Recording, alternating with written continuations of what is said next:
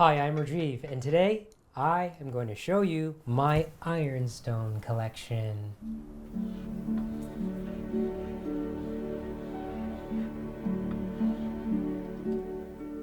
I love this stuff for two reasons.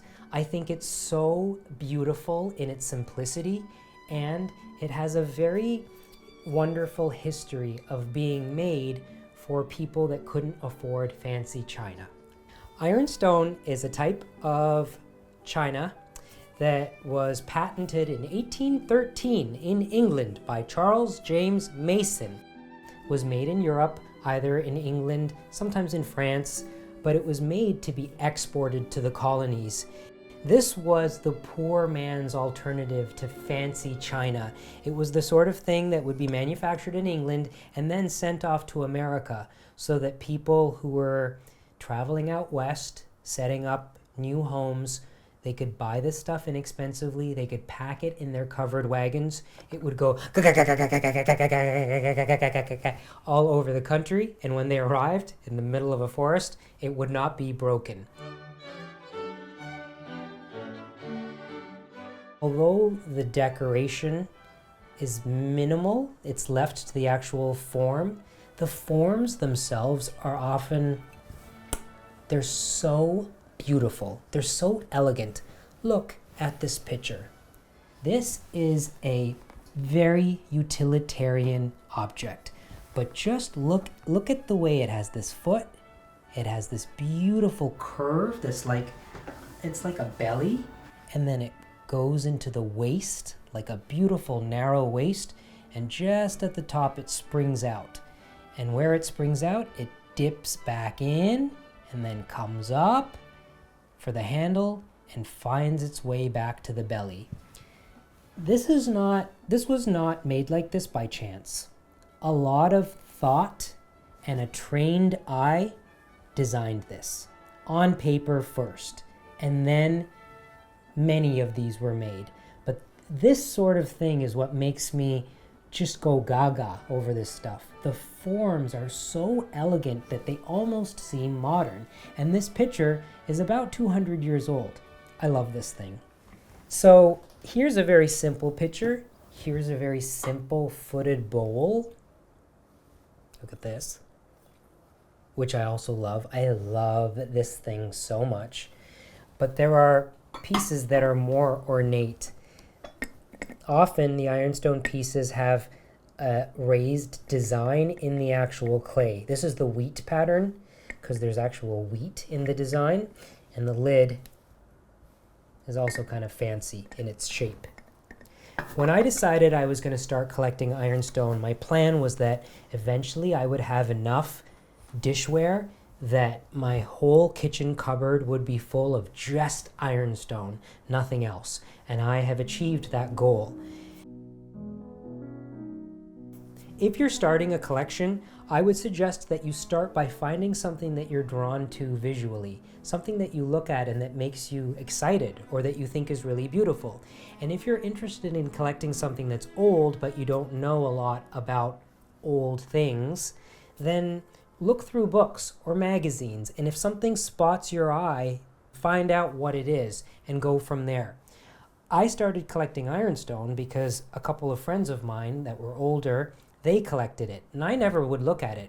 The three of us would go to antique fairs and antique malls and antique shows together, and I would look at my stuff and they would look at ironstone. And slowly I started looking at it too. This is often what happens when people start to antique together. They influence each other.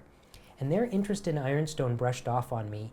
So I started buying piece by piece, and I was still living with my parents at the time, and I would put the stuff under my bed. And my dream was that one day I would have an apartment of my own, and it would be just full of ironstone. And that dream has been realized. It's been realized because I've been collecting this stuff very slowly and very methodically. When I started collecting ironstone, I decided I was going to only buy pieces that were in really good condition. I've seen pieces of ironstone where the top part of a lid has been completely broken off. I often see stuff that has a big crack in it. I see stuff that has chips on the edges, especially on big platters like this. If something has a chip or a crack in it, I don't buy it. The other thing that ironstone, old ironstone, is susceptible to is crazing. And crazing is where the glaze actually cracks in very fine cracks, and whatever food is put onto the piece, it leaches into the clay body and it stains the whole piece. Some people really love that look. There is a little bit of crazing on this, but really bad pieces, which some people love, are completely brown and all cracked because the clay body has soaked up so much over the years and it's stained the white. So here's a piece that's crazed with staining. And I got this piece specifically for this video to show you what crazing and staining can look like next to something that is not crazed. Ironstone has a very distinct color to it, but it is subtle. The color of this is not exactly white. It's a blue-gray white. And I can just spot it from far away. I can see if something's ironstone, and then I zone in on it. And usually when I'm close up, I can tell if it's real old ironstone or not based on the iridescence or the shininess of the glaze. The old ironstone has a very liquid-looking glaze, and it's really hard to describe. This is brand new, but held next to an antique ironstone piece, it's really hard to tell. So I'm showing you this because it looked like ironstone. I loved it. It was not expensive, so I bought it and I brought it home. There are going to be many instances when you're collecting where you find something and you don't know if it's what you're collecting, like this little thing. I saw this in an antique shop in Germany and it kind of looks like ironstone. It's for holding pills. No, cream. This was for cream. It holds pills. But I don't know what this is. I just like it. So don't be hard on yourself and don't stress out. If you don't know what something is, but you like what it looks like, and it's not a crazy amount of money, buy it. Bring it home. Add it to your collection. The way that I am sure that most of this is ironstone is because it's all stamped. And that is a wonderful thing to go by if you're stressed out about collecting the wrong thing. Trust that the real pieces are the stamped ones and just buy those. Some things have a mark that was put on with transferware and it was put on very quickly, so the complete mark isn't there.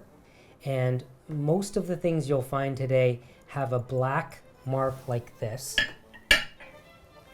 But really early pieces, pieces that date to the early 1800s, the clay was often stamped. So this piece, which is ironstone, this was marked into the wet clay. And that is really, really appealing because it just indicates that the thing is older.